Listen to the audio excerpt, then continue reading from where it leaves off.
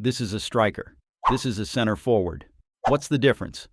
A striker is a pure goal scorer. That's it. His only job is to put the ball in the net. He stays close to the goal, waits for chances, and finishes. He doesn't drop deep, doesn't create for others, doesn't defend. Everything he does is built around one moment, the shot.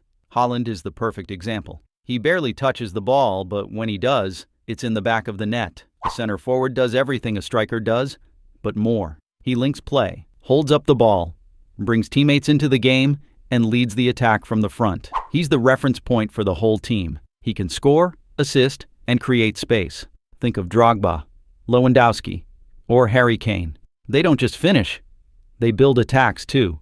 Every striker can play as a center forward, but not every center forward is a pure striker. A striker is a specialist. A center forward is a complete attacker. This is an assist, and this is a key pass. What's the difference? An assist is the pass that directly leads to a goal. No goal scored, no assist given. Simple. A key pass also creates a clear chance. But if the striker misses, no assist. Just a key pass. De Bruyne leads the league in key passes every season. But his assist numbers depend on his teammates finishing. So a player can dominate a game and still get 0 assists. This is a dribble. And this is a nutmeg. What's the difference? A dribble means beating your opponent with speed or skill. You go around him. He knows it. Everyone knows it. A nutmeg is different. You put the ball through his own legs and walk away.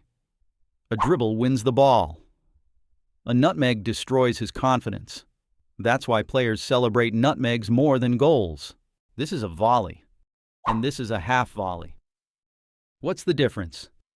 A volley is when you strike the ball before it touches the ground. It comes to you through the air, and you hit it. Clean, direct, no bounce. It sounds simple, but think about what that actually requires. The ball is moving. You are moving. You have maybe half a second to decide where to hit it, how hard, which foot, which angle, and you have to do all of that while a defender is closing you down. That's why a perfect volley is one of the hardest skills in football. Zlatan's overhead volley against England. Van Nistelrooy's instinctive finishes. Cristiano's bicycle kicks. These are volleys, and they're beautiful because they're nearly impossible. A half volley is different. The ball bounces, and you strike at the exact moment it leaves the ground. Not before, not after. Right at that split second when it's just coming up. It sounds easier than a volley. It's not, because that bounce changes everything. The angle shifts, the spin shifts. The timing has to be perfect. A fraction of a second too early or too late, and the ball goes anywhere but the goal. Michael Volz, Pirlo, Gerrard, players known for thunderous strikes from distance. Most of those were half volleys. That dipping, powerful shot that flies into the top corner. Half volley. So here's the difference. A volley never touches the ground before you hit it. A half volley touches the ground exactly once, and you strike it immediately after. Both require incredible technique. Both can produce spectacular goals. But if the ball bounces even once before you hit it, that's a half volley, not a volley. This is a winger, and this is a wide midfielder. What's the difference? A winger lives on the edge of the pitch.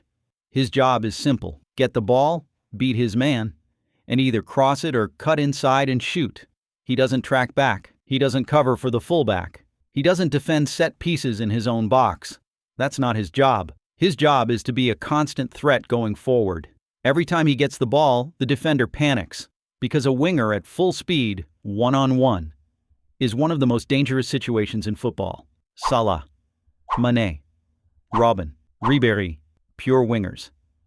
They exist to attack, nothing else. A wide midfielder does everything a winger does, but he also works. He tracks back when his team loses the ball. He covers the fullback when he pushes forward. He presses the opposition's center backs. He wins second balls in midfield. He's not just an attacker. He's a box-to-box player who happens to start wide. His defensive contribution is just as important as his attacking output. Think of Beckham. Think of Lampard in his early years. Think of current players like Saka or Foden. They're not pure wingers. They contribute in both directions. A winger is a specialist. He attacks. That's it. His value is measured in goals and assists. A wide midfielder is a complete player. He attacks when his team has the ball and defends when they don't. The 2026 World Cup is coming. USA, Canada, Mexico.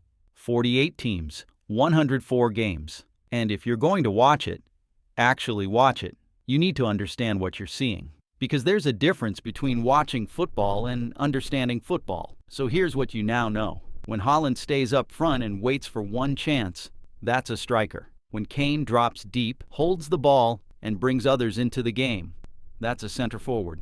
When Salah gets the ball wide and sprints at the defender, that's a winger. When he tracks back and covers his fullback, that's a wide midfielder doing his job.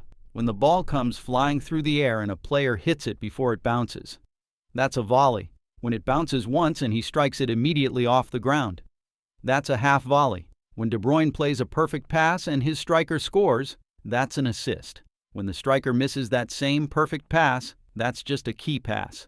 Same ball, different outcome. When Neymar beats his man and goes around him, that's a dribble. When he puts it through his legs, that's a nutmeg. And that's personal.